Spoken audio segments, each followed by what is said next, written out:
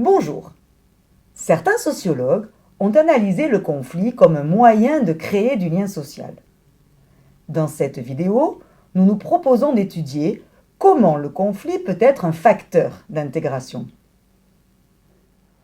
Le conflit permet à l'individu d'appartenir à un groupe social. Il est donc facteur de socialisation.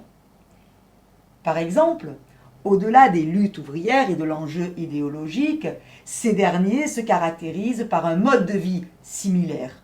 Ils habitent dans des quartiers ouvriers, pratiquent les mêmes loisirs, comme par exemple se retrouver dans les bals populaires.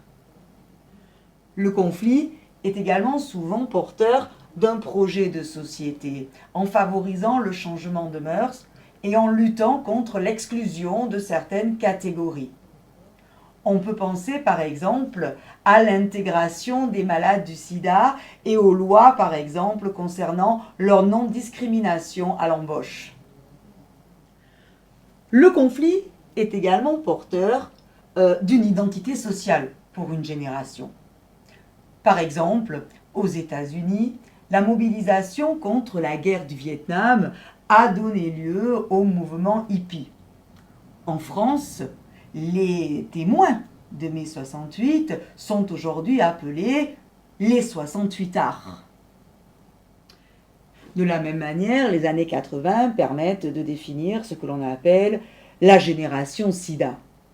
L'apparition de cette maladie a en effet justifié des actes comme la distribution gratuite de préservatifs dans les établissements scolaires ou encore l'intervention de médecins qui venaient expliquer comment se servir d'un préservatif et donc briser un tabou. Nous pouvons également citer que dans les mêmes années, les seringues ont été mises en vente libre dans les pharmacies. Enfin, le conflit permet souvent le lien avec la vie publique. L'institutionnalisation du conflit passe souvent d'ailleurs par l'entrée en politique, comme par exemple la création d'un ministère. Aujourd'hui, de nouveaux enjeux apparaissent autour du développement d'Internet et de l'accès libre aux biens culturels. Ces enjeux, d'ailleurs, interpellent déjà le monde politique.